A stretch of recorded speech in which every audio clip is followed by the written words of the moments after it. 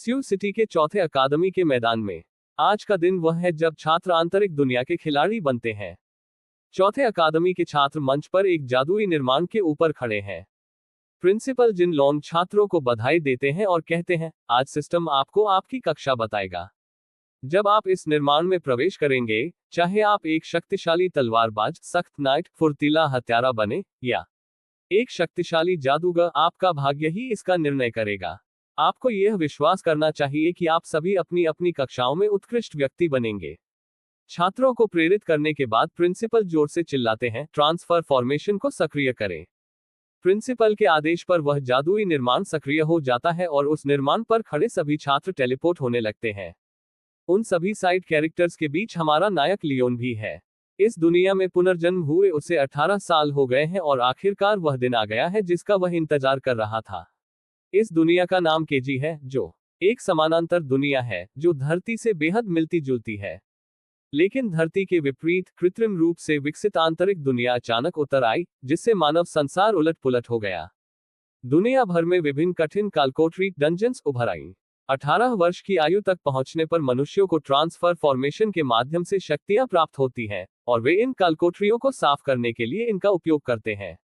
राक्षसों को मारकर वे स्तर बढ़ा सकते हैं और गुणांक बिंदु प्राप्त कर सकते हैं, जिससे वे अपनी ताकत बढ़ा सकते हैं। लियोन को सिस्टम द्वारा उत्पन्न एक काले स्थान में टेलीपोर्ट किया गया। सिस्टम ने आंतरिक दुनिया में पहली बार प्रवेश करने पर खिलाड़ी लियोन का स्वागत किया। सिस्टम लियोन से पूछता है कि क्या वह अपनी कक्षा के लिए रोल करना चाहता है। ये सब लियोन के लिए बहुत रोमांचक है, लेकिन वह शांत रहने का दिखावा करता है और कहता है, सिस्टम, मेरी कक्षा के लिए रोल करो। लियोन शांत दिखता है, लेकिन अंदर ही अंदर वह अपने सभी पूर्वजों से प्रार्थना कर रहा है कि उसे एक अच्छी कक्षा मिले। लियोन की अनुमति मिलने के बाद सिस्टम रोलिंग प्रक्रिया शुरू करता है। अचानक लियोन को गहरे हरे रंग की लपटों से ढक लिया जाता है। ये लपटें उसे जलाती नहीं हैं, बल्कि कंकाल में बदलकर उसके सिर के ऊपर उड़ने लगती हैं। सिस्टम लियोन को छिपी हुई कक्षा प्राप्त करने के लिए बधाई देता है। वह छिपी हुई नेक्रोमेंसर कक्षा को जगाता है। ये बहुत ही अद्भुत है।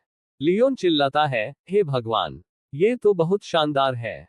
लियोन इतना खुश इसलिए है क्योंकि एक नेक्रोमेंसर एक बेहद दुर्लभ वर्ग है जिसे पूरी दुनिया में केवल 1 या 2 लोग ही प्राप्त कर सकते हैं।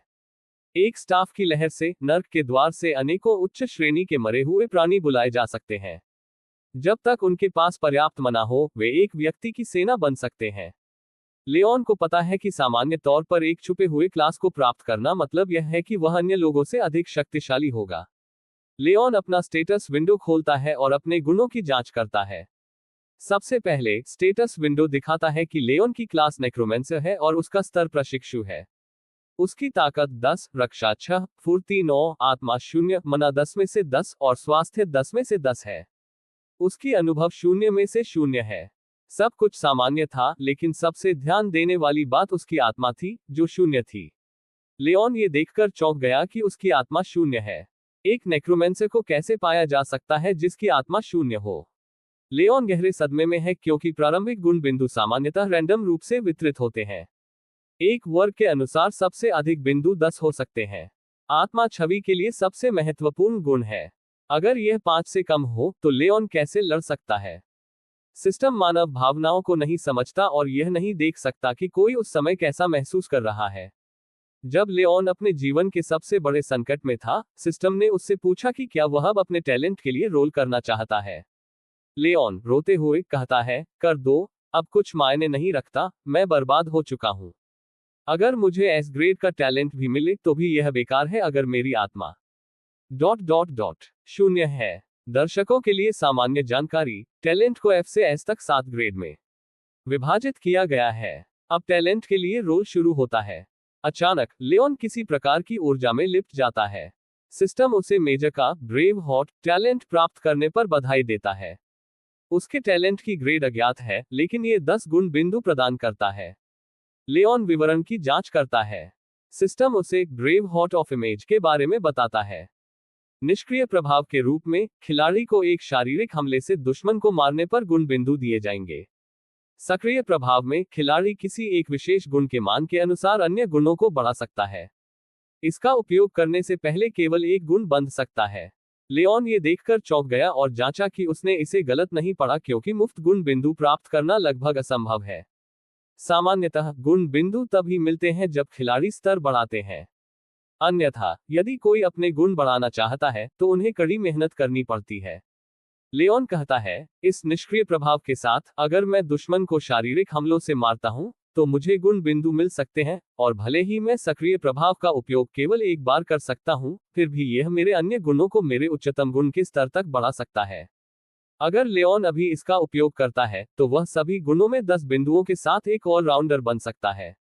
एक नौसिखिया जिसके सभी गुणों में 10 बिंदु हैं, वह एक ऐसा राक्षस बन जाएगा जिसे इतिहास में दर्ज किया जाएगा। उसने सोचा, अगर मैं तब तक इंतजार करूं जब तक मेरी ताकत की विशेषता 1000 या फिर लाख तक नहीं पहुंच जाती और इस कौशल का उपयोग करूं, तो एक नेक्रोमेंसर के रूप में जिसके पास हर विशेषता में लाखों अंक हैं, मैं वास्तव में एक भयानक एक मैन आर्मी बन जाऊंगा। लियोन ने हंसते हुए सोचा, क्योंकि उसका निष्क्रिय कौशल उसे शारीरिक रूप से हमला करने की आवश्यकता देता है, तो क्या ताकत सबसे महत्वपूर्ण नहीं है? उत्साह में उसने अपना हाथ उठाया और सिस्टम को 10 विशेषता अंकों को ताकत में लगाने का निर्देश दिया। सिस्टम ने 10 अंक उसकी ताकत में जोड़ दिए। अब उसकी ताकत की स्थिति 20 हो गई और अन्य आंकड़े वैसे ही रहे। अगला कदम है पंजीकरण करना और शुरुआती कार्य पूरा करना।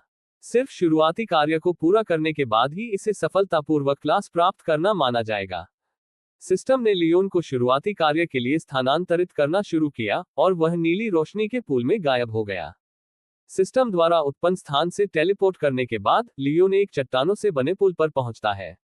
उसे एक गहरे नीले रंग के पोर्टल के सामने टेलीपोर्ट किया गया जो एक शुरुआती डेंगोन की ओर ले जाता था। पुल पर एक गाइड भी था और वह एक सुंदर एल्फ थी जिसमें पत्नी बनने के सभी गुण थे। उस एल्फ ने अपना परिचय एलेन के रूप में दिया और लियोन से पूछा कि क्या उसे किसी मदद की जरूरत है। लियोन उसकी ओर से नजरें नहीं हटा पा रहा था। वह सोच रहा था, क्या ये वास्तव में सिर्फ एक एनपीसी है? वह बहुत निराश था। लियोन ने उसे बताया कि वह पंजीकरण करने और अपना शुरुआती कार्य स्वीकार करने के लिए यहाँ आया है। एलेन ने कहा, कोई समस्या नहीं, मुझे मदद करके खुशी होगी। उसने एक बॉक्स को समन किया और उसे लियोन को शुरुआती उपहार के रूप में दिया। लियोन को उपकरण मिले, एक पुरानी चोगा और एक शुरुआती छड़ी। उसे कंकालों को बुलाने के लिए एक एफ ग्रेड कौशल पुस्तक भी मिली। लियोन ने चोगा पहना और कहा, ये तो बस एक सहायक उपकरण है। समनिंग कौशल उसके लिए बेकार था क्योंकि उसके पास शून्य आत्मा थी, लेकिन लियोन को शुरुआती छड़ी बहुत पसंद आई क्योंकि वह बहुत शक्तिशाली दिख रही थी। उसने कहा, 20 ताकत अंकों के साथ यह छड़ी चीजों को मारने के लिए बहुत उपयोगी होगी। एलेन ये सुनकर उलझन में थी कि लियोन क्या कह रहा है। लियोन ने आत्मविश्वास से मुड़कर एलेन से पूछा, मेरा शुरुआती कार्य क्या है? एलेन ने शुरुआती डेंगोन की ओर इशारा किया और कहा, तुम्हारा कार्य है धुंधली गुफा से बच निकलना। एलेन ने आगे समझाया कि इस कार्य के लिए लियोन को बहुत सावधान रहना होगा। उसे किसी भी कंकाल सैनिक को मारना नहीं है और सबसे तेज तरीका खोजकर बाहर निकलना है। लेकिन लियोन ने उसकी बात का अंत सुने बिना ही उत्साह में डेंगोन में छलांग लगा दी। लियोन शुरुआती पोर्टल से होकर डेंगोन में प्रवेश करता है और हरे रंग की एक बड़ी गुफा देखता है जो कंकालों के सिरों से भरी है। ये डेंगोन बहुत डरावना लग रहा था क्योंकि इसका कोई अंत नहीं दिख रहा था। उसने पीछे मुड़कर सोचा, क्या एनपीसी कुछ कह रही थी? उसने कहा, जो भी हो, शुरुआती कार्य इतना मुश्किल नहीं होगा। लेकिन वह ये सोच रहा था कि हर जगह खोपड़ियां क्यों है। अचानक एक कंकाल लियोन पर पीछे से तलवार से हमला करता है। लियोन ने किसी की उपस्थिति महसूस की और तुरंत मुड़कर देखा कि वह कौन है। उसने देखा कि यह एक लेवल 1 कंकाल सैनिक है। यह एक सामान्य राक्षस था जिसकी 20 हेल्थ थी। लियोन ने अपनी छड़ी को पकड़कर ऊंचा उठाया और उस कंकाल सैनिक को जोर से मारा। उस हमले में कंकाल सैनिक ने 20 हेल्थ खो दी और मर गया। उसका सिर जमीन पर लुढ़क गया और नष्ट हो गया। हरी ज्वालाएं। लियोन ने चेक किया कि क्या वह मर चुका है। उसने कहा कि जादू का उपयोग न कर पाना वास्तव में कठिन है। जब उसने उस कंकाल सैनिक को मारा तो एक सिस्टम संदेश आया कि खिलाड़ी लियोन ने शारीरिक हमले से एक कंकाल सैनिक को हराया है। एक विशेषता बिंदु और 3 अनुभव बिंदु पुरस्कार स्वरूप मिले क्योंकि यह लियोन का पहली बार एक शॉट में किसी राक्षस को मारना था। यह एक ए ग्रेड निष्क्रिय कौशल मिरेकल ऑफ माइट था जो लियोन को पुरस्कार स्वरूप मिला। उसे ए ग्रेड का कौशल पाकर बहुत खुशी हुई। उसने मिरेकल ऑफ माइट कौशल का प्रभाव देखा। सिस्टम ने कहा कि खिलाड़ी की शक्ति विशेषता के प्रत्येक बिंदु को 2 बिंदुओं की हमले की शक्ति में बदला जा सकता है। लियोन जानता था कि शक्ति किसी की क्षति आउटपुट को निर्धारित करती है और रक्षा यह निर्धारित करती है कि कितनी क्षति को कम किया जा सकता है। इसलिए एक शक्ति बिंदु का मतलब है एक हमला शक्ति बिंदु। यही बात अन्य विशेषताओं पर भी लागू होती है, जिसका मतलब है कि यदि प्रतिद्वंद्वी के पास 0 रक्षा है, तो लियोन एक हिट में 42 क्षति करेगा। उसने कहा कि यह कौशल इतना शक्तिशाली है कि इसे समझ पाना मुश्किल है।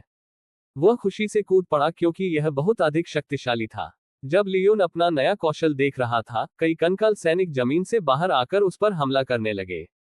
जब लियोन ने कंकाल सैनिकों को देखा, तो उसने पहले अपना कार्य पूरा करने पर ध्यान केंद्रित करने का फैसला किया। वे पिछले कंकाल सैनिकों की तरह ही थे। उन्होंने तुरंत अपनी तलवारों से लियोन पर हमला किया। लियोन ने अपनी छड़ी का उपयोग करके 20 क्षति दी और उन्हें मार डाला। जब उसने 4 कंकाल सैनिकों को मारा, तो उसे 4 विशेषता बिंदु और 12 अनुभव बिंदु मिले। लियोन ने भी स्तर अप किया और वह स्तर 2 का नेक्रोमेंसर बन गया। पहली बार स्तर बढ़ने पर उसे